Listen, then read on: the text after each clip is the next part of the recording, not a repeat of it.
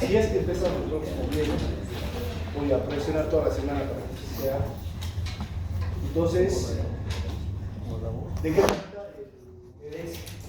El BLS, que es un uso de la AJA, ¿ya? Entonces, ahí todo lo que trata es de manejo inicial del paro cardiorrespiratorio. Entonces, como usted ya sabe, fisiología cardiovascular, que es lo básico, ¿saben? Entonces, lo que van a aprender es a reconocer el paro. Cuando una persona está en paro, ¿ya?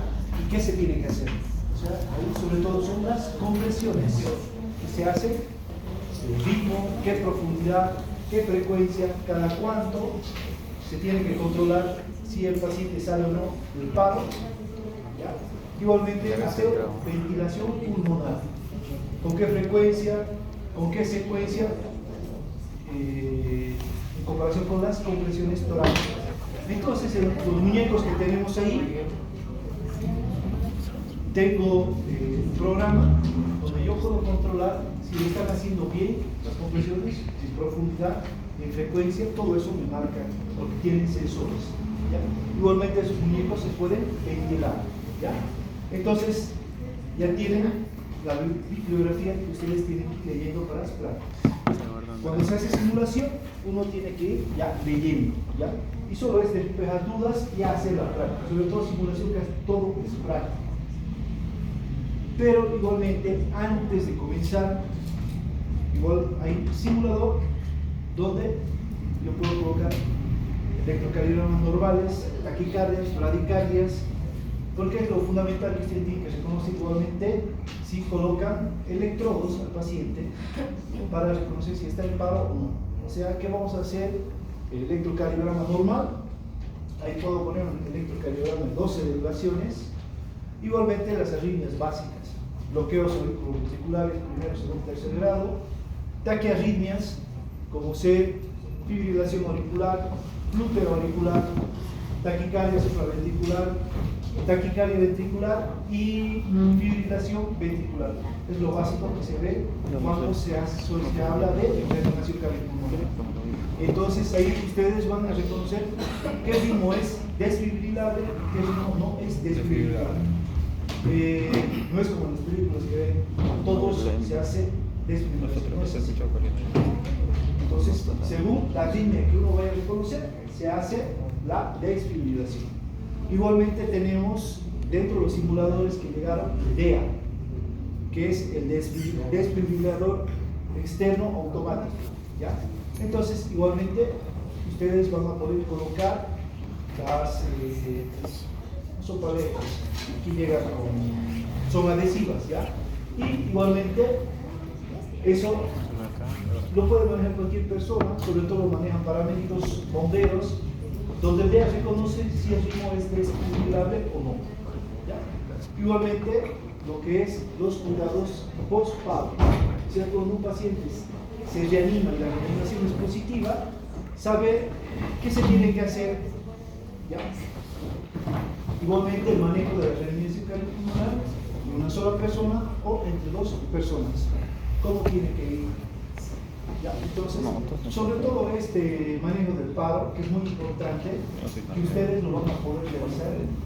Si identifican un paro, por ejemplo, en la calle, el manejo inicial, sobre todo, hasta que llegue la ambulancia y pueda ser trasladado al paciente al hospital o a la clínica para recibir la atención correspondiente. Bueno, dicho todo esto, entonces nos quedamos aquí. Lo que es la composición del glóbulo rojo. Como sabemos, todas las células tienen una membrana celular, que esta se caracteriza por tener fosfolípidos, o sea, lípidos y proteínas en su membrana. Y la principal característica era que presentaban proteínas, estas proteínas, las cuales fueron reconocidas como aglutinógenos o antígenos, como ser el RH y antígeno A, B, AB y 0, los cuales juegan un papel importante en la identificación de los grupos sanguíneos y para realizar las transfusiones correspondientes. Igualmente dijimos, podemos dividir en componentes inorgánicos y orgánicos. Inorgánicos tenemos el agua, que está en un 90%, igualmente electrolitos como es el sodio, potasio y cloro. Esto en el citoplasma. Luego tenemos los componentes orgánicos, que es la hemoglobina, que es una proteína. Igualmente tenemos la urea, el ácido úrico y la catalasa y peroxidasa, los cuales son las que reaccionan con el agua oxigenada. O sea, si usted le echa agua oxigenada, estas dos van a ser las que van a reaccionar, la catalasa y la peroxidasa, y comienza a salir como espuma cuando se echa agua oxigenada en la sangre.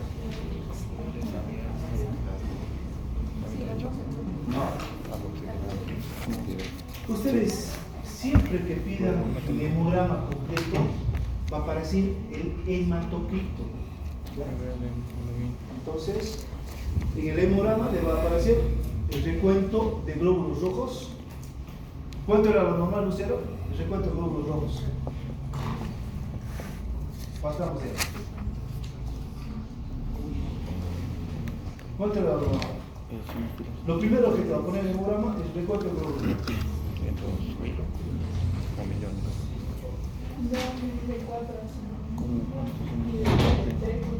1.5 es 4.5 a 5 millones. ¿Ya? En el hombre más o menos de 4.8 a 5.5. ¿Ya? Veamos. Ahora estamos haciendo.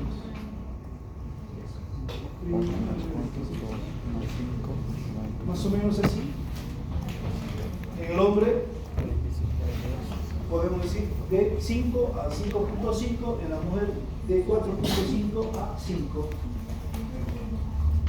Pero estos parámetros pueden variar. Entonces, el hematocrito, ¿qué quiere decir? Es la relación plasmática globular, o sea, es la relación entre la masa globular de glóbulos rojos y el plasma. Como vemos aquí, tengo el plasma y aquí tengo los glóbulos rojos, los cuales se van a precipitar, van al punto del tubo. Entonces, ¿qué hago aquí? Lo puedo realizar mediante dos métodos. Los laboratorios lo hacen mediante este tubo de Winthrop, se llama, o los tubos capilares. Entonces, colocan sangre en estos tubos, ¿ya? Y los llevan a una máquina donde los centrifuga durante una media hora y luego hace que se separe los glóbulos rojos del plasma.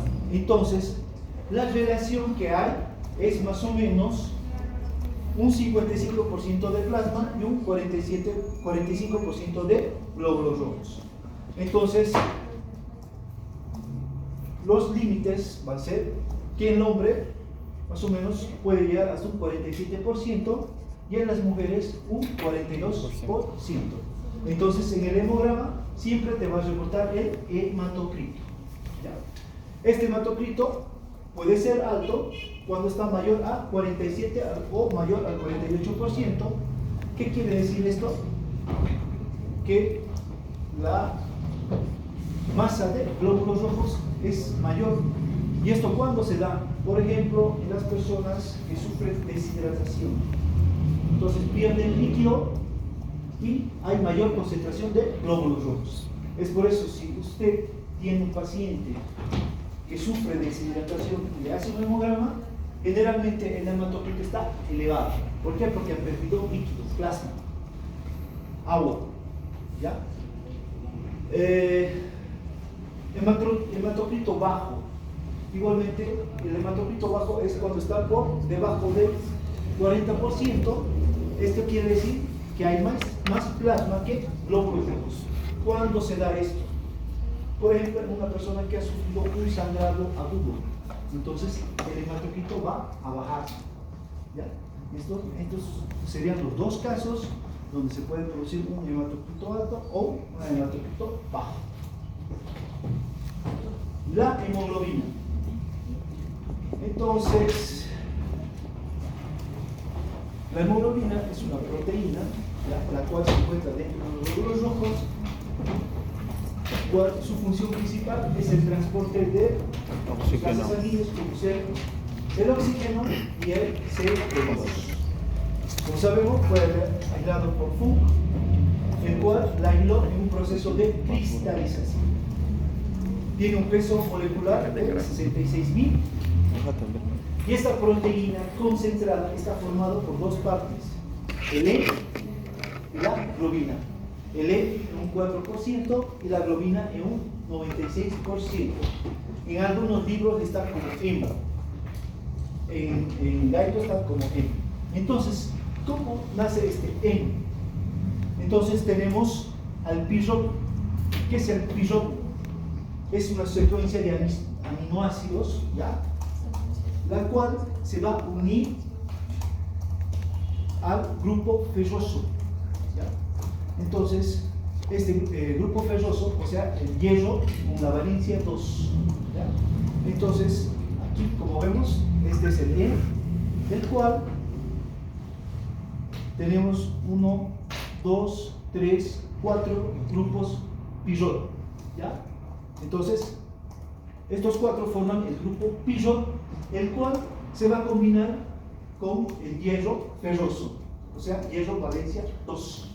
Entonces, este grupo pirrol, son el número de 4, va a formar la porfirina. Entonces, esta porfirina va a dar lugar a la protoporfirina. Esta protoporfirina se va a unir al hierro ferroso, ¿ya? Entonces, esto va a dar lugar a que sea una unión reversible, ¿ya? Esto quiere decir que se va a combinar con el oxígeno y igualmente se puede separar. Se va a dar la disociación del oxígeno, ¿ya? Por eso le he puesto aquí oxigenación. En cambio, si estos pirrol, que son número 4, forman la protoporfirina y se unen al hierro con valencia 3, o sea, férrico, va a dar lugar a la oxidación. ¿Por qué? Porque no va a ser una combinación, va a ser una combinación irreversible. No se va a poder separar del oxígeno. Es por eso que es importante que sea hierro ferroso. Y aquí tenemos la globina, que es igualmente una proteína que está en 96%, las cuales tienen 4 cadenas. Una cadena alfa 1, una cadena beta 2, dos cadenas alfa 1 y 2 cadenas beta 2. Hay algunos libros que dicen alfa 1, alfa 2, beta 1, beta 2. ¿Ya? Pero en total son 4 cadenas de proteínas.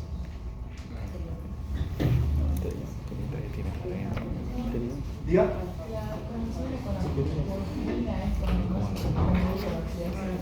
No. Esta porfirina que está formado por los 4 pirrol, ¿ya? Si se une, va a dar lugar a la protoporfirina. Esta protoporfirina, si se une con el hierro en estado ferroso, es reversible, o sea, va a dar lugar a la oxigenación. ¿Por qué? Porque se va a poder separar del oxígeno. En cambio, si esta protoporfirina se une con el hierro en estado férrico, es irreversible. Por eso he puesto oxidación. No se puede separar del oxígeno. ¿Ya? Y esta globina, 4 cadenas. Alfa 1, alfa 2, beta 1 y beta 2. Perdón, la porfirina más el hierro con valencia más 2 van a dar lo que es oxigenación y con valencia más 3 la oxidación. Exacto. Oxigenación, reversible. Oxidación, irreversible. ¿Ya? Pero todo esto al pirrol. El grupo pirrol que va a formar porfirina. Ahora, ¿cuánto de oxígeno va a transportar? Como sabemos, el N va a ser encargado de transportar oxígeno. La globina es la que se combina con el CO2. Entonces, como vemos aquí, tenemos 4 moléculas de hierro, ¿ya? Entonces cada una va transporta 2 moléculas de oxígeno. Entonces, ¿cuántas moléculas de oxígeno transportaría en total? 8. Bueno, en su libro, en Guyton, explica todo esto, pero no explica de dónde sale este hierro, porque aquí solo vemos uno. ¿Ya? Entonces, ¿de dónde salen estos 4? Esta es la molécula de M. Pero ven, aquí hay un solo hierro. Y 4 no hierro. Y luego me dice que en la hemoglobina existen 4 moléculas de hierro en estado ferroso, las cuales se combinan cada una con 2 moléculas de oxígeno. Y en total transporta 8 moléculas de oxígeno. Entonces, ¿cómo sería aquí? ¿De dónde sale más hierro? Bueno, buscando, he encontrado que cada pirrot se combina con una molécula de hierro. Entonces, un pirrot se va a combinar con una molécula de hierro. Está otro. Entonces me da 4 moléculas de hierro. Por lo tanto, me va a dar esto para que pueda tener 8 moléculas de oxígeno, los cuales transporta el hierro en estado ferroso. ¿Está claro? Y por último, la globina, como dije, es la que se combina con el CO2 y es la que transporta el CO2. Propiedades físicas de la hemoglobina. Como dijimos, el que descubrió o aisló la hemoglobina fue Funk en un proceso de cristalización. ¿Ya? Entonces, esta hemoglobina, en este proceso de cristalización, puede formar cristales en forma de placas, en forma de agujas, ¿ya? Y vio que es estrógeno. ¿Qué quiere decir que es estrógeno? Quiere decir que desvía la luz a la derecha. Y aparte tiene un pH de 7.3. Estas son las propiedades físicas de la hemoglobina. Composición química de la hemoglobina. Entonces, si vemos todo esto, vamos a decir que la hemoglobina está compuesta, seguro que lo van a ver esto en bioquímica, detalle, pero a mí lo que me interesa es que está formada por carbono, hidrógeno, oxígeno, nitrógeno y hierro. Entonces, esta es la composición química de la hemoglobina. Concentración de la hemoglobina. ¿Ya? Entonces, como ven aquí este cuadro, yo tengo una concentración, un valor normal de la hemoglobina, la cual se expresa en grados de cilindro. En todos los hemogramas que hemos visto, primero va a haber el recuento de plaquetas, luego va a estar el hematocrito y luego la hemoglobina, o puede ir primero la hemoglobina y luego el hematocrito. ¿Por qué? Porque los dos se relacionan. Entonces, en las mujeres más o menos es un valor de 12.1 a 15.1, o depende del laboratorio, de sus reactivos. Hay laboratorios que le dicen mujeres de 12 a 15, o de 12 a 15.5, eso depende. En cambio, los hombres el valor va de 13.8 a 17.2, o también puede ir de 13 a 17.5, eso depende del laboratorio. No nos vamos a encerrar, pero nos tenemos que fijar qué parámetros nos da el laboratorio. Entonces, gracias a esto, nosotros nos podemos valorar si el paciente tiene una anemia o no. Por ejemplo, tenemos una anemia leve, por ejemplo, que en las mujeres va de 11 a 11.9, o podemos decir mejor, una hemoglobina menor a 12, anemia leve. Ahora, una anemia moderada, que va de 10.9 a 8, o podemos decir menor a 11 hasta 8, anemia moderada. Y una anemia grave es cuando está menor a 8. Entonces, Esto es bien dinámico, ¿ya? Esto va, ¿sí? Todo el tiempo están haciendo estudios de esto, ¿ya? Por ejemplo, yo cuando era médico general, nosotros siempre transfundíamos sangre para entrar a la cirugía con hemoglobinas de 10.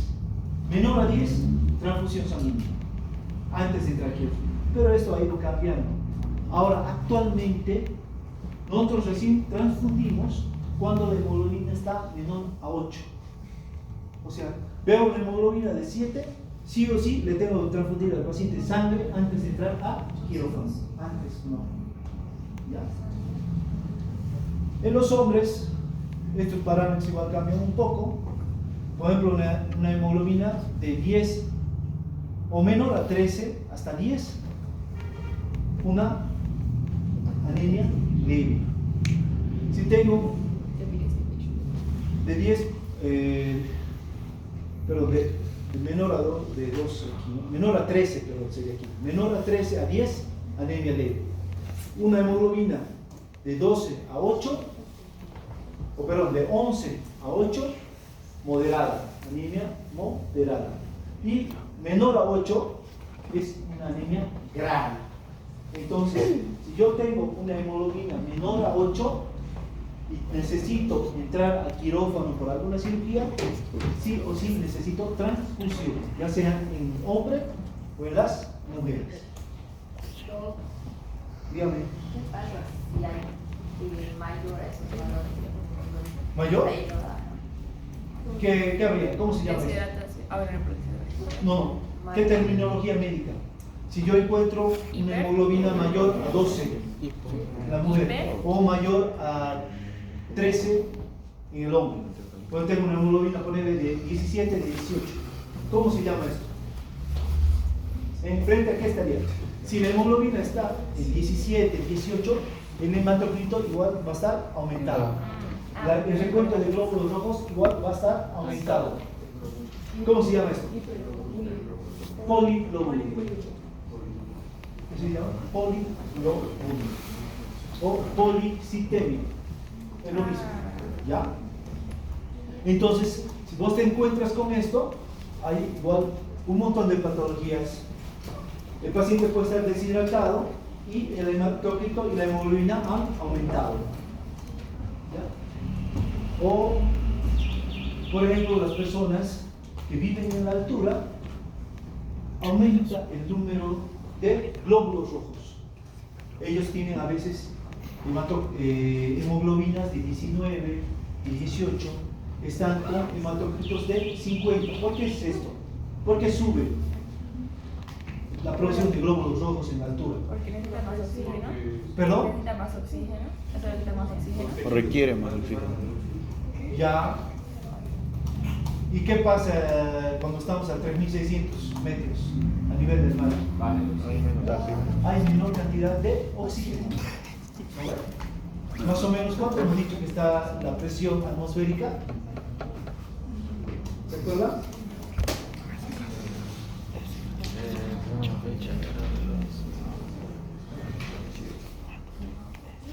Entonces lo que pasa ahí, 760 es lo normal, ¿no ve? Entonces aquí hay un mayor requerimiento de oxígeno, por lo tanto hay una mayor estimulación de la eritropoyetina, y esta eritropoyetina hace que en la médula ósea se produzcan más glóbulos rojos. Entonces es por eso que las personas de la altura tienen un recuento de glóbulos rojos mayor.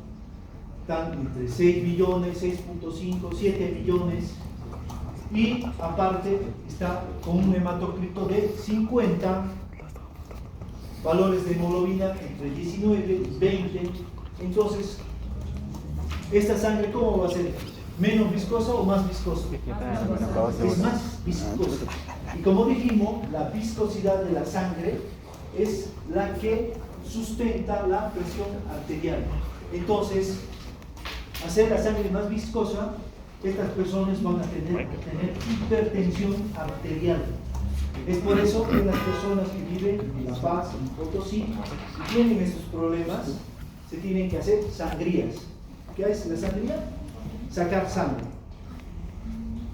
para disminuir la viscosidad de la sangre. Es un tratamiento que se hace en la sangre. Ahora, ¿cómo yo puedo sacar el hematocrito partiendo de la hemoglobina? Por ejemplo, si tengo una hemoglobina de 15, yo sin ver el hematocrito, yo supongo que el hematocrito es de 45. ¿Cómo hago esto? Yo sí, el laboratorio me puede venir, por ejemplo, si hago una gasometría, solo me da el resultado de la hemoglobina y me dice que es la hemoglobina de 15. Y yo saco, ¿no? Tiene un hematocrito de 45. ¿Cómo hago esto? Multiplico por 3.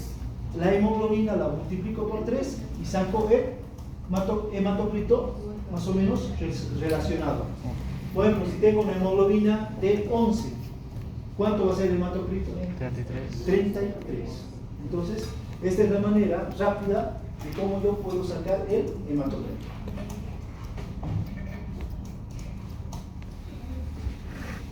Capacidad de la hemoglobina para captar oxígeno. Esto ya lo vimos como avanzamos en fisiología respiratoria. Sabemos que 1 gramo de hemoglobina transporta 1.39 ml de oxígeno. Entonces, ¿cuánto va a transportar 15 gramos? 15 gramos me va a transportar más o menos 20 ml de oxígeno por 100 ml de sangre. ¿Ya? Entonces, por ejemplo, tengo una persona con 5 gramos de hemoglobina. Está Sofía. ¿Está anémico esta paciente o no? 5 gramos de hemoglobina. ¿Sí? Porque ¿cuánto es lo normal en las mujeres? Dijimos. 2. De 12. Mayor a 12 a 12, 15. 25, 15. Entonces esta persona está anímica. Le digo una anemia grave. Entonces, ¿cuánto va a transportar? Más o menos va a transportar 7 ml de oxígeno en 100 ml de sangre. Entonces, esta persona va a presentar problemas neurológicos. Va a estar mareada, todo el tiempo cansada, puede sufrir desmayo, porque aparte que le falta oxígeno a las neuronas, le falta oxígeno a nivel de las células del riñón, le falta oxígeno a nivel de las células cardíacas, que son las células más ávidas por oxígeno. Es por eso que ustedes siempre que ven a una persona anímica, siempre va a estar cansada, no puede caminar, tiene dificultad para respirar, presenta taquicardia. ¿Y cómo van a estar las pieles y mucosas? Pálidas. ¿Ya? Combinaciones de la hemoglobina. Ahora, como sabemos, si la hemoglobina se combina con el oxígeno, les va a dar lugar a la oxihemoglobina. El grupo, ¿cuál es el que se combina con el oxígeno? ¿El hemo o la globina? El hemo. ¿Y el hierro en qué estado tiene que estar? Ferroso. Entonces, esto me va a dar lugar a la oxihemoglobina y este estado ferroso me va a permitir que se produzca la disociación de la hemoglobina y el oxígeno. ¿Ya? Luego tenemos la hemoglobina, se puede combinar con el CO2. ¿Dónde se produce esta combinación? No puedo dar. Entre los capilares y No, ese es dato común. Capilares y... En los tejidos. Entonces, donde se encuentran los capilares y los tejidos, las células le van a entregar el CO2. ¿Y en qué porcentaje este CO2 se va a combinar con la hemoglobina? 40. Vimos, ¿no? 45. Transporte del CO2. Más 70 y... ¿Qué porcentaje? 70. El 70%, ¿cómo se transporta? El 70% entraba, se combinaba con... ¿cómo se llamaba? ¿Tú lo calculas? ¿El 70% cómo se combina? ¿Dónde está? Adrián. ¿Cómo se combina el 70% del CO2? Ahí está. Rocío. Se combina con el. Ajá. Ingresa y se combina con el agua, forma ácido carbónico, luego se divide hidrógenos a un lado, ion bicarbonato, sale y se combina con el sodio, forma Bicarbonato de sodio. bicarbonato de sodio. Entonces el 70% no es. El 23% es el que se combina con la hemoglobina. ¿Y qué forma? La carbaminohemoglobina. Por eso, elementos carbamínicos. ¿Ya? Entonces, del 100% del CO2 que sale de la célula, el 23% es el que se combina con la hemoglobina. ¿Qué me va a formar? La carbaminohemoglobina. Ahora, igualmente la hemoglobina se puede combinar con el monóxido de carbono y me va a formar la carboxihemoglobina.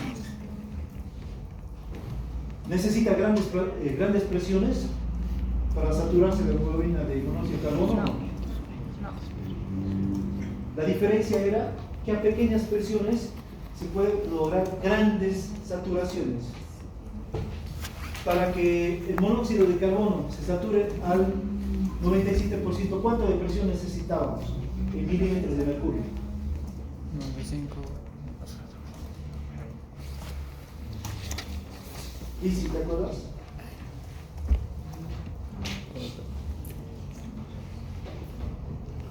Juan Jesús, más o menos para que se sature el 97% se necesitaba 0.4 milímetros de mercurio. Bueno, si ya lo tienen fisionomía pulmonar, lo pueden revisar. ¿Y cuándo era fatal? Se puede producir la muerte de la persona. ¿A qué presión? Más o menos a 0,6 milímetros de mercurio es la intoxicación que me puede llevar a la muerte. Y por último, tengo a la metahemoglobina. ¿Qué me pueden decir de esto? Observando esta forma. Férrico.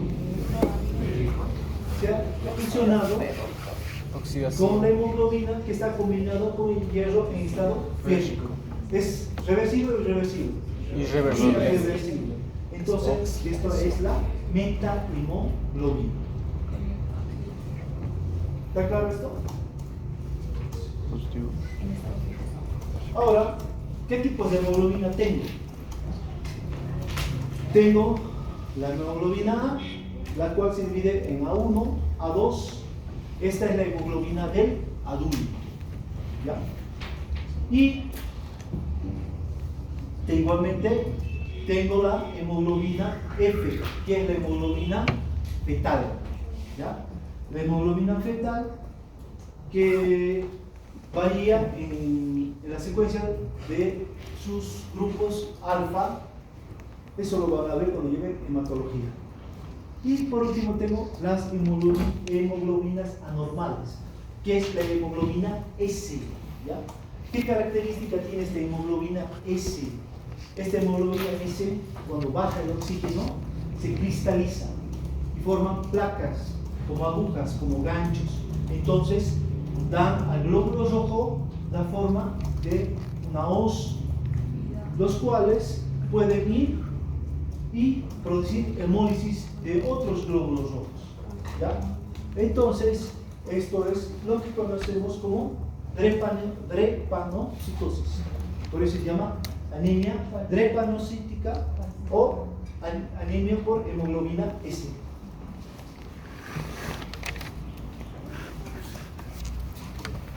Valores hematimétricos. ¿Ya? Entonces, hemos visto en orden, Perdón, anemia trepano, ¿qué dijo? drepanocítica o anemia por hemoglobina S también. En los libros antiguos está como anemia por hemoglobina S, pero ahora casi todos hablan de hemoglobina drepanocítica. Gracias. anemia por hemoglobina S. Ahora, hemos estado viendo en orden lo que es un hemograma. Primero vimos recuento de glóbulos rojos, vimos hemoglobina, hematocrito, y qué más otros datos me arroja el hemograma completo. El volumen corpuscular medio, o hay también otros libros que están como volumen globular medio. ¿Qué representa esto? Me determina el volumen y el tamaño del glóbulo rojo. Entonces, ¿cómo voy a sacar esto? Tengo el hematocrito por el recuento de glóbulos rojos en milímetros cúbicos. Y esto lo multiplico por 10. Entonces, un hematocrito normal, ¿de cuánto va a ser? Más o menos de 45. Entonces, mi recuento de glóbulos rojos es de 5 millones. Pero en milímetros cúbicos voy a colocar 5. Y todo esto multiplicado por 10. Entonces, 45 dividido en 5, 9 por 10, 90 micras cúbicas. ¿Ya? Entonces, el valor normal del volumen corpuscular medio es más o menos entre 80 a 90 micras cúbicas. Entonces, a esto me refiero como un normocito, o sea, un glóbulo rojo con tamaño y volumen normal. Entonces, cuando ustedes vean anemias, si yo hablo de una anemia normocítica, ¿qué quiere decir? Que tiene un tamaño normal el glóbulo rojo. Los glóbulos rojos tienen un tamaño y volumen normal, pero están disminuidos en número Coloración. en relación con el hematocrito y la hemoglobina. Una anemia microcítica, ¿qué quiere decir? Son menores a 80. Ya es una anemia microcítica. Macrocítica, Un poco más grande. mayor a 94. Entonces, el laboratorio, cuando ustedes ven el resultado, directamente te pone anemia microcítica. Ya vamos a ver lo que viene. Te puede decir directamente una anemia microcítica. Entonces, ustedes ya saben a lo que se refiere. Quiere decir que el volumen corpuscular medio está disminuido en los glóbulos rojos. Ahora, ¿qué más puedo ver? La hemoglobina corpuscular media. ¿Qué me determina esto? La cantidad de hemoglobina que tiene el glóbulo rojo. ¿Ya? ¿Cómo saco esto? La hemoglobina en gramos por ciento por 10 por el recuento de glóbulos rojos en milímetros cúbicos. Entonces, si tengo una hemoglobina de 15, ¿ya? Entonces, esta la multiplico por 10 sobre 5, porque digamos aquí tiene un recuento de glóbulos rojos de 5 millones. No, perdón. ¿Qué era el CR por ciento? ¿En ¿Esto? porcentaje? Ajá. Hemoglobina en gramos por ciento, o sea, hemoglobinas gramos decilitro. ¿Ya? Entonces, pongo aquí 15, que es normal. Si tengo una hemoglobina de 15, Sofía, ¿cuánto va a tener hematocrito? ¿De 15? Ajá. 5. No, 15 por 30. 45. Ah, 45. ¿no? 45. Siempre tengas de hemoglobina multiplicada por 3. Entonces, solo para que despierte Sofía. Entonces, hemoglobina de 15 por 10, que es una constante, dividido entre el recuento, que es 5. Entonces, divido 15 por 10, 150, dividido entre 5, me da 30. 30 picogramos de hemoglobina. Y el valor normal va a ser entre 28 a 32 picogramos. Si el valor está por debajo de 28, entonces voy a decir que es una anemia hipocrómica, o sea, que tiene menor cantidad de hemoglobina. Si tiene un valor por arriba de 32 picogramos, voy a estar con una anemia hipercrómica. Ahora, si el laboratorio me dice anemia microcítica hipocrómica. ¿Qué quiere decir? ¿Cómo? Tan pequeños Ajá. que hay Y de los que tienen Hipocrómica microcítica. Si el glóbulo rojo está chiquito y Ya. que no hay tanta hemoglobina. Ajá. Menor cantidad de hemoglobina. Entonces ya saben cuando el laboratorio les diga ese tipo de anemia.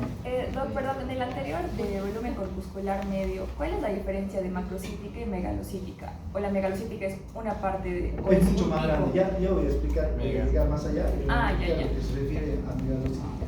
Ah, ya, ya. ¿Ya? Es mucho más grande. Y sobre todo eso se da por la... Deficiencia de B12. No, sí. Exacto.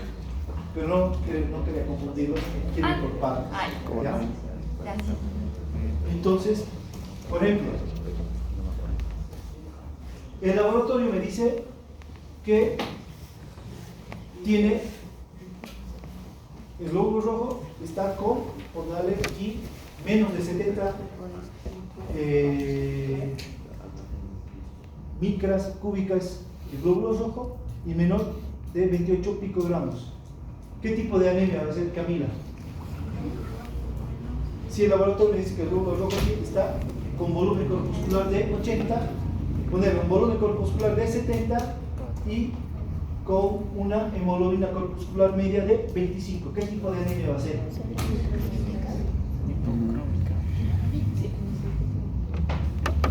Camila, Microcítica. ¿qué tipo de anemia?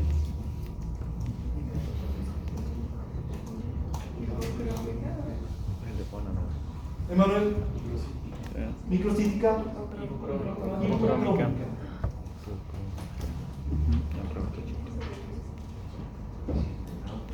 Luego igual vamos a tener lo que es la concentración de hemoglobina corpuscular media, la cual se determina con esta fórmula, igualmente la hemoglobina gramos por 100 sobre el hematocrito. Entonces si yo tengo una hemoglobina de 15 multiplicado por 100 me da 1500 y dividida en el hematocrito que es de 45, entonces me da un valor de 33 y el valor normal es entre 33 a 38 gramos por 100.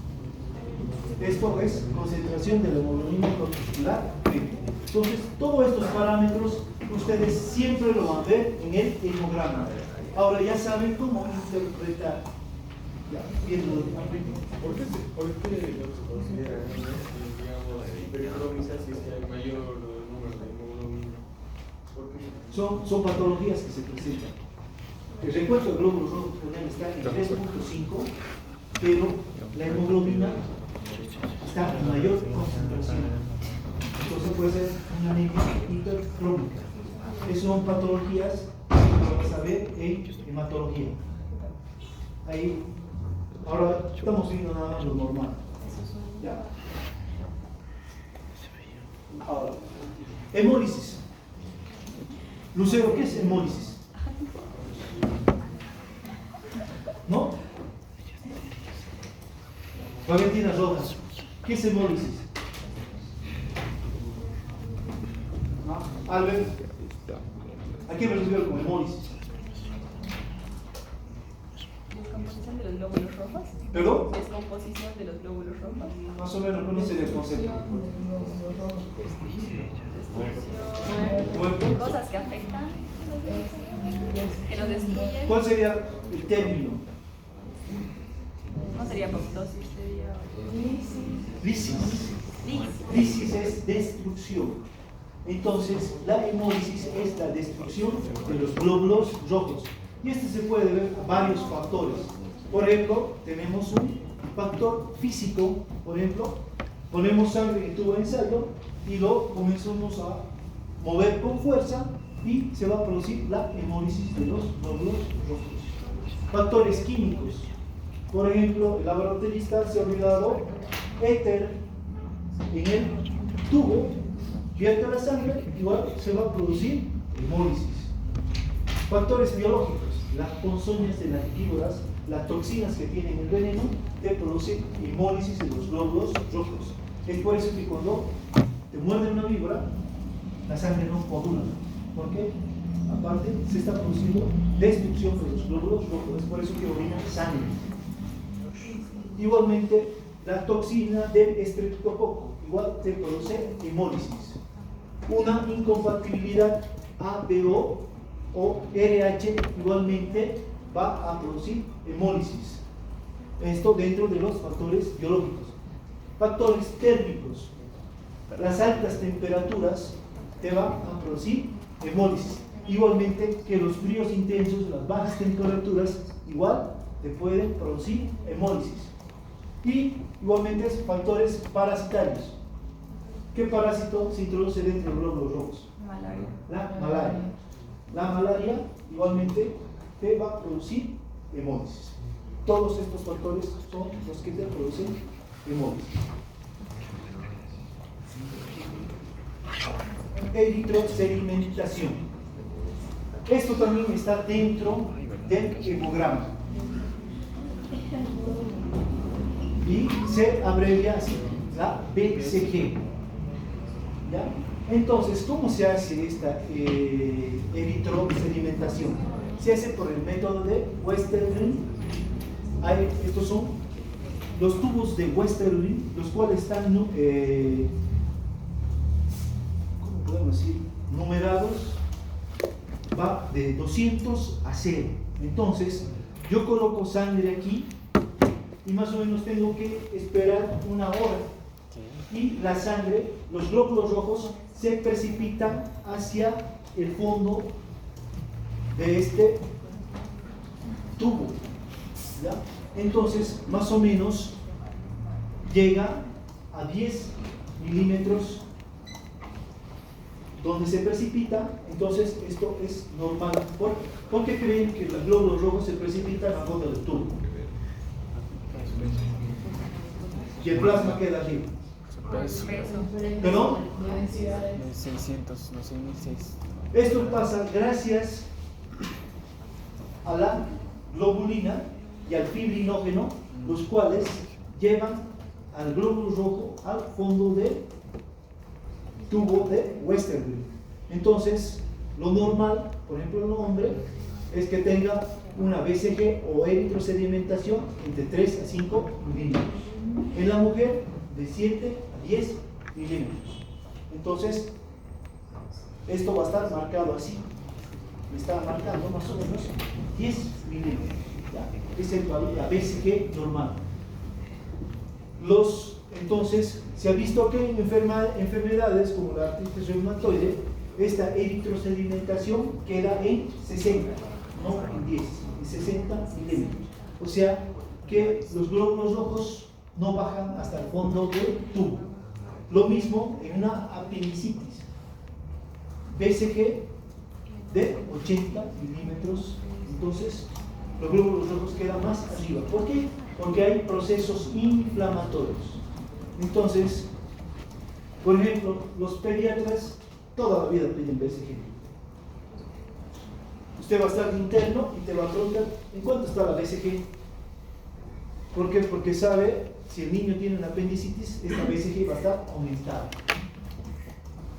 ¿Eso es verdad?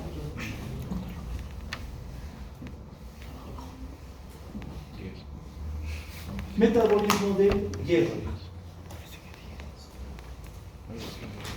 Entonces, todo este metabolismo que vemos aquí, yo lo he resumido de esta manera. Como sabemos, el hierro va a ingresar por los alimentos que consumimos. ¿Qué alimentos son ricos en hierro? Pescado. ¿Qué más? Hígado, todas las vísceras. Hígado, riñones, corazón, ricas en hierro. ¿Qué más? ¿Brócoli? Sí, tiene hierro. Hay cereales y legumbres igual que tienen hierro. ¿Qué más? Las carnes rojas. ¿Ya? Entonces todo esto entra a nuestro organismo, pero puede entrar el hierro en estado férrico. ¿Y sirve en estado férrico o no? Tiene que volver en estado ferroso. Entonces, ¿cómo se logra esto? Gracias a los jugos gástricos y jugos intestinales, el hierro en estado férrico se transforma en hierro ferroso. ¿Ya? Entonces, ¿qué pasa aquí? El hígado es el encargado de producir la apotransferina. Esta apotransferina es transportada por la bilis hasta los intestinos. El conducto biliar, ¿en qué parte del intestino desemboca? ¿Dónde se encuentra la ampolla de Watt? En la primera porción del duodeno. Segunda porción. La porción del duodeno. Segunda, Entonces, esta bilis llega hasta los intestinos. Ampolla de Y esta váter, bilis cabrón. se va a unir al hierro que ha llegado por los alimentos. Entonces, se va a transformar en transferrina. Esta transferrina llega hasta el duodeno y el duodeno absorbe esta transferrina. Entonces va a pasar al plasma sanguíneo. En el plasma sanguíneo ya se conoce como transferrina plasmática, que va por la vena corta y llega hasta el hígado. Ahí se va a unir a la apoferrina y se va a depositar en el hígado como ferritina. Ahí puede estar depositado por mucho tiempo. ¿Ya?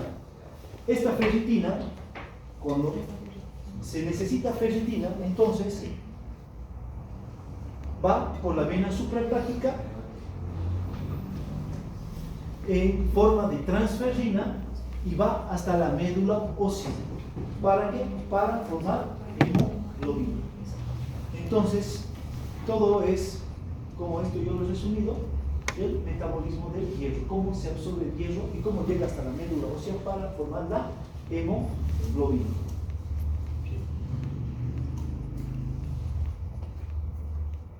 Todo esto de aquí. Entonces, igualmente tiene que haber eliminación del hierro. ¿Cómo se elimina el hierro? El hierro se elimina en más o menos 0.6 miligramos de cilitro al día por las heces fecales. En las mujeres puede llegar hasta una eliminación de 1.3 miligramos día. ¿Por qué es más en las mujeres la eliminación de hierro que en los hombres? ¿Perdón? Por la menstruación. Por la menstruación, las mujeres pueden eliminar hasta 1.3 miligramos día. Ahora, cuando hay una dieta rica en hierro, usted come parrillada día por medio, entonces va a haber un acúmulo de hierro a nivel del hígado. Entonces hay un acúmulo de ferritina. Y esta ferritina es insoluble. Entonces esta ferritina que se acumula va a dar lugar a la hemosiderina, ¿ya? Que es un hierro malo. ¿Por qué? Porque trastorna al hígado. Entonces es un hierro insoluble. Igualmente, cuando se produce una hemólisis, una gran destrucción de glóbulos rojos, por cualquier motivo que hemos visto, por cualquier factor, ya sea biológico, por temperatura o por alguna enfermedad, igualmente hay gran escape de hierro y este igualmente me va a formar la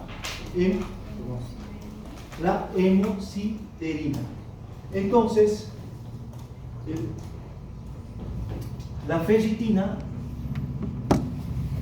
es el depósito normal de hierro en el hígado. En cambio, la hemosiderina es el depósito anómalo.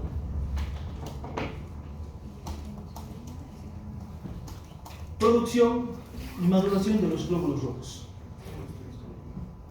Esto lo debí de ver en histología, cuando vieron la médula ósea. En los primeros 2 meses, ¿dónde se producen los glóbulos rojos? ¿Vaso? Sí, un porcentaje. A partir de los 15 días se puede producir a nivel del vaso, pero antes de esto, en el hígado a partir de los 3 meses, antes de esto, en el saco vitelino. Hasta los 15 días más o menos se produce en el saco vitelino. Luego también se produce en el vaso. A partir de los 3 meses se produce en el hígado y en el vaso. Hasta más o menos los 6 meses en el hígado un poco más, y luego comienza la producción a nivel de la médula ósea de los huesos. Y ya a partir del 9º mes de nacimiento, toda la producción es a nivel de la médula ósea roja. Entonces sabemos cómo se producen los glóbulos rojos. Ahora, la producción y maduración de glóbulos rojos. ¿Cuál es la célula que da origen a todas las células en la médula ósea? ¿Cómo se llama? Antes era la unidad formadora de colonias, pero eso ya no está vigente. ¿Perdón? Stem cell. ¿Qué otro nombre recibe? Célula madre. Hematopoyética o pluripotencial. Entonces, esta es la célula que da origen a todas las células: glóbulos rojos, glóbulos blancos, linfocitos, monocitos y lo que son las plaquetas. Entonces, esto es la célula madre pluripotencial, es la que me va a dar lugar al proeritroblasto, luego al eritroblasto basófilo, eritroblasto policromatófilo, eritroblasto ortocromático, va a darme lugar luego a los reticulocitos, los cuales salen de la médula ósea por diapédesis y finalmente circulan por 8 horas y van a dar lugar a los glóbulos rojos. ¿Ya? Entonces, tendríamos una fase donde se da la proliferación, aquí que sería, esto, proeritroblasto, eritroblasto basófilo, eritroblasto policromatófilo. Esto sería hasta el ortocromático, una fase de proliferación. Y la fase de maduración a partir de los reticulocitos. Y la fase precursora en la célula madre pluripotencial. ¿Qué características tienen estos reticulocitos? Estos reticulocitos se caracterizan por tener gran cantidad de hemoglobina. Pero este nivel de hemoglobina baja porque, ¿cómo les podría decir? El retículo endoplasmático que tiene estos reticulocitos absorbe esta hemoglobina, por eso el nombre de reticulocito, por el retículo endoplasmático. Es por eso que los glóbulos rojos presentan menor cantidad de hemoglobina que los reticulocitos. Estos eritroblastos basófilos, ¿con qué tipo de tinción se los puede identificar? ¿Ácido o básico? Básico, por eso basófilo. Los policromatófilos, ¿qué tipo de tinción? Ácidas y básicas. ¿Ya? Entonces, esto es por eso de sus nombres.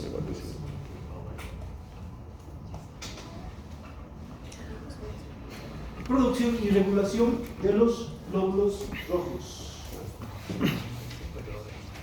Entonces, el investigador Carnot, en 1956, realiza investigaciones de la eritropoyetina.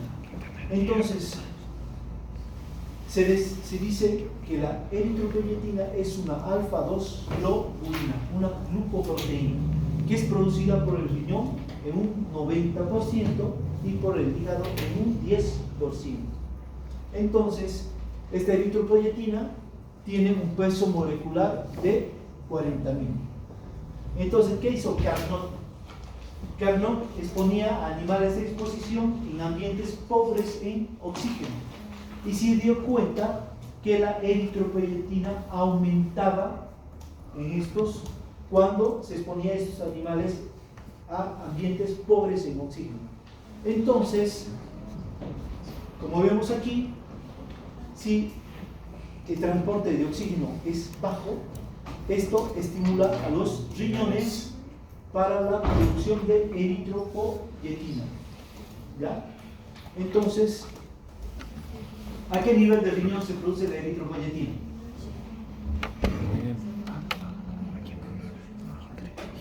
¿En qué parte? Listo. Médula. ¿El glomérulo? El glomérulo se da la filtración de la orina.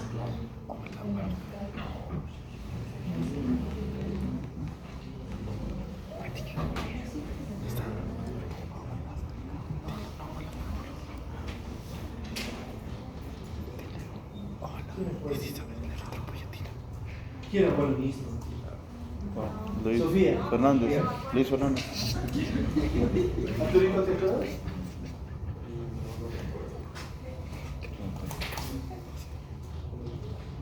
Matías. Sí. Mácula densa. ¿Cómo está formada la mácula densa? Vamos, partamos de ahí. Todo.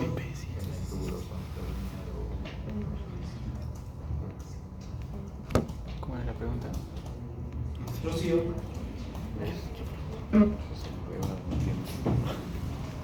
Ángela. Lizzy. ¿Dónde se forma la eritropoyetina? Albert. No sabías. ¿No? Camila López. Valentina Romas. ¿Se acuerdan dónde se forma la eritropoyetina? Bueno, hay una teoría. Bueno, mi docente que era fisiólogo, es convencidísimo, ¿no? Cuando falta oxígeno en la sangre, ¿en qué arteriola se va a transmitir esto? ¿En la aferente o eferente? En la arteria aferente.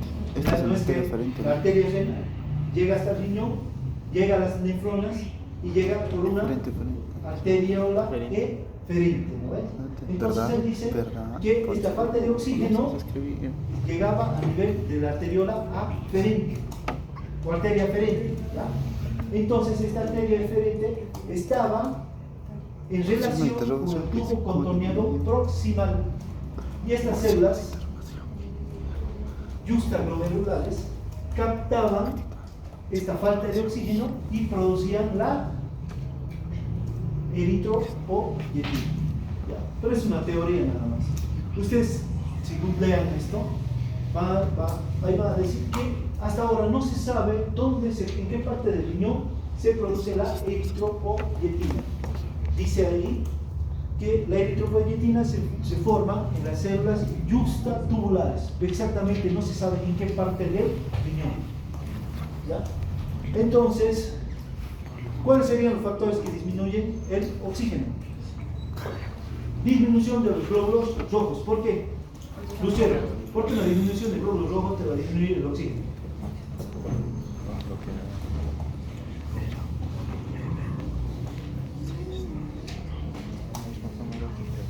Pascual, ¿por qué una disminución de glóbulos rojos te disminuye la concentración de oxígeno a nivel de los riñones? ¿Dónde se produce la eritropoyetina?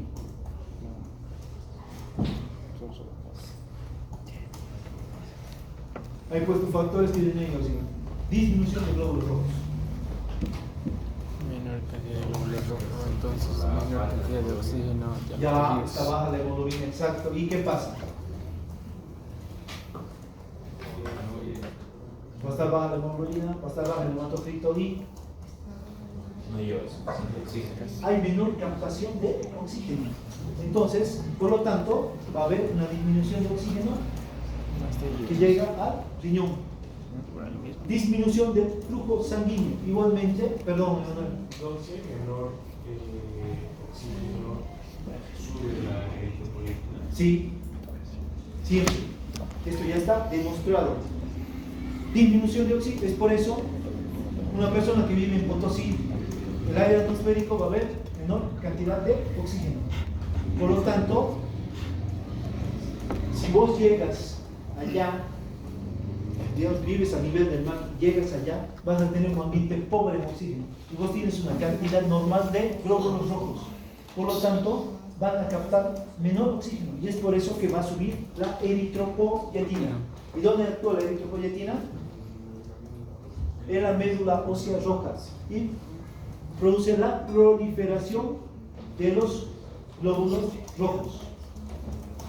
Entonces, igualmente, la alteración, cualquier alteración de la hemoglobina, entonces, igualmente me va a producir una disminución en la oxigenación. Igualmente, las enfermedades respiratorias, neumonías, neumopatías, enfermedades obstructivas, igualmente una menor oxigenación, por lo tanto, mayor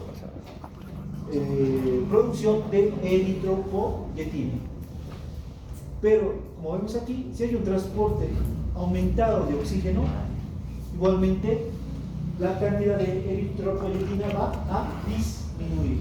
¿Esto sería una retroalimentación negativa o positiva? Negativa. Negativo. ¿Por qué? Porque puede tener tanto estímulos negativos como estímulos positivos. Entonces, ya sabemos lo que produce la eritropoyetina. Vitamina B12. Como sabemos, la vitamina B12 tenemos a la cianocobalamina, o también conocida como hidroxocobalamina. ¿Ya? Entonces,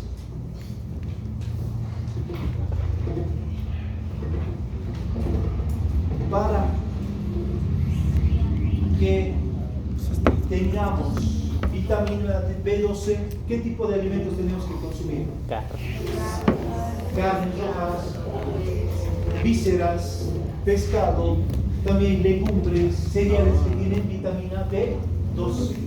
Entonces, ¿cómo actúa esta vitamina B12? Actúa a nivel del trifosfato de timirina, que es una base que está en el ADN de las células madres pluripotenciales, o sea, que favorece la proliferación de las células madre pluripotenciales. Es por eso que va a aumentar la mitosis y se va a producir mayor cantidad de glóbulos rojos. Esta es la manera por la cual cómo actúa la vitamina B12. Entonces, si existe una falta de vitamina B12, se va a dar una anemia macrocítica hipercrónica. ¿Por qué? Porque dice que aquí las membranas celulares, ¿ya?, de los glóbulos rojos son delgadas, ¿ya?, y se puede producir la lisis fácilmente. Entonces se va a producir una anemia, ¿ya? Entonces, la hemoglobina va a estar por debajo de 11, pero va a ser una anemia megalocítica. ¿Por qué? Porque los glóbulos rojos están aumentados, pero sus membranas celulares son delgadas y se rompen fácilmente.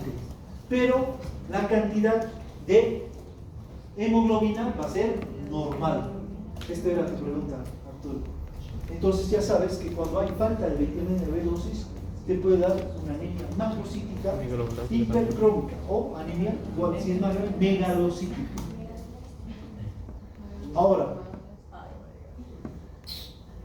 la vitamina B12 ingresa por los alimentos a la vía digestiva y llega hasta el estómago. ¿Por qué no se destruye por los jugos gástricos?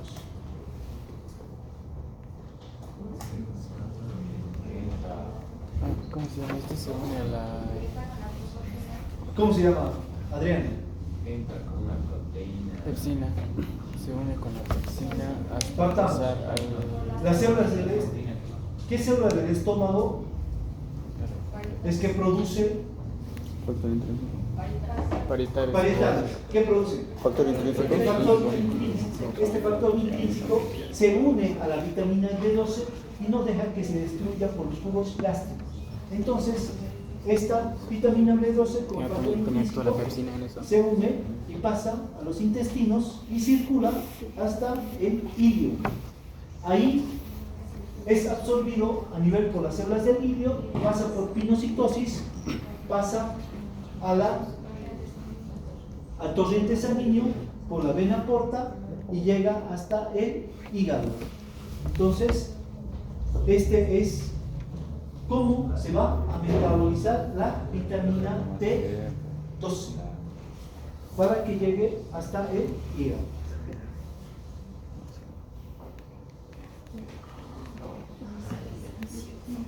Entonces también tenemos la anemia perniciosa. Entonces, ¿qué es la anemia perniciosa? La anemia por falta de vitamina B12. ¿Cuál puede ser una causa? Falta de vitamina B12 en la dieta. Por ejemplo, los veganos. Si ellos, no comen alimentos ricos en vitamina B12, pueden llegar a una anemia perniciosa. Otro, falta de producción de factor intrínseco. ¿Cuál sería una causa de falta de producción de factor intrínseco? Alcoholismo. Daño en las células parietales. ¿Cómo se produce ese daño? Por el alcoholismo. Alcoholismo. Puede ser. Sí, el alcoholismo que te produzca una gastritis crónica y afecte a las células parietales. Entonces va a haber una falta de factor intrínseco. Otra causa. ¿Algo inmune? O sea, alguno del propio cuerpo que tal vez... Sí, no he escuchado, pero digamos que Bacterias. una cirugía, una gastrectomía, y se tome gran cantidad de células parietales. Entonces, nuevamente va a haber una falta de secreción de factor intrínseco. Y por último, que haya una patología, que haya una falta de absorción de las vellosidades a nivel de hígado. Entonces, todo esto te va a llevar a una anemia perniciosa por disminución de la vitamina B12. El ácido fólico, igual, como vemos aquí, todos estos alimentos son ricos en ácido fólico. Espárragos, col, naranja, guisantes, paltas, hígado, soya, peces, todas las vísceras son ricos en ácido fólico. Entonces, ¿qué hace este ácido fólico? Estimula la mitosis de las células madre pluripotenciales. Por lo tanto, va a haber mayor cantidad de glóbulos rojos. Y igualmente, si existe una falta de ácido fólico, se va a producir una anemia macrocítica. ¿Por qué?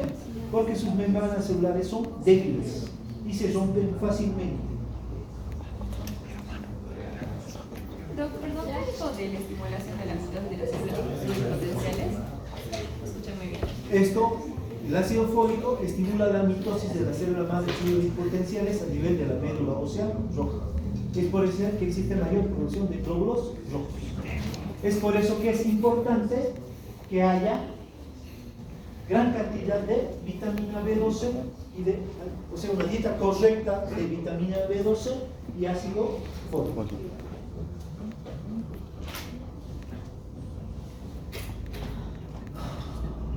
Destrucción de los glóbulos rojos. ¿Ya están cansados? Recreo. Falta de ovocitos. Recreo. 10 minutos de descanso. Recreo. Sí, lo bueno que estamos ya adelantados. Recreo.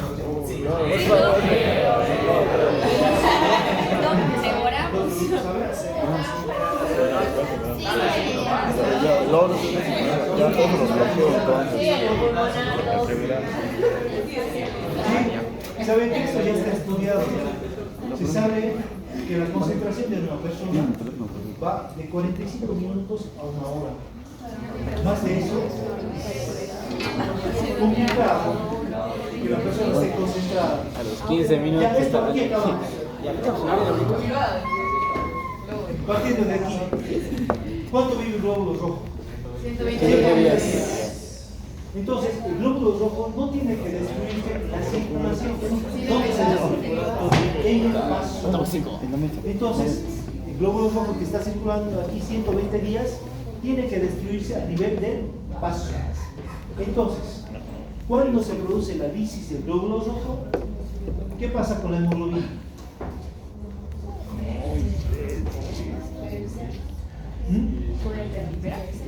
Divide otra vez. Se divide nuevamente en y globina. Este en va a dar lugar a las porfirinas. Estas porfirinas que vemos aquí, que dicen hemo o en, dan lugar a las porfirinas, se degradan, se metabolizan y forman las bilirrubinas. ¿Ya? Estas bilirrubinas, que es la bilirrubina indirecta, ¿ya? Esta bilirrubina va a ir hasta el hígado, ¿ya? Y va a salir por la bilis hasta la primera porción del duodeno. ¿Cuál es la función de la bilis? Pero degradar las grasas. ¿Ya? Entonces, ya sabemos que estas protoporfirinas se van a formar la bilirrubina indirecta. Esta bilirrubina que se caracteriza por tener un color amarillento. ¿Ya?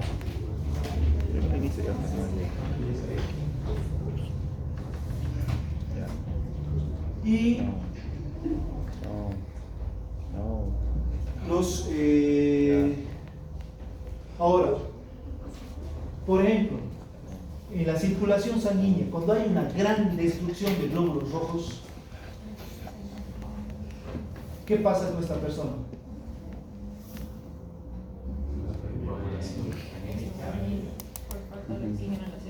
Hay anemia. ¿Y qué pasa con la hemoglobina? Ahí igualmente se degrada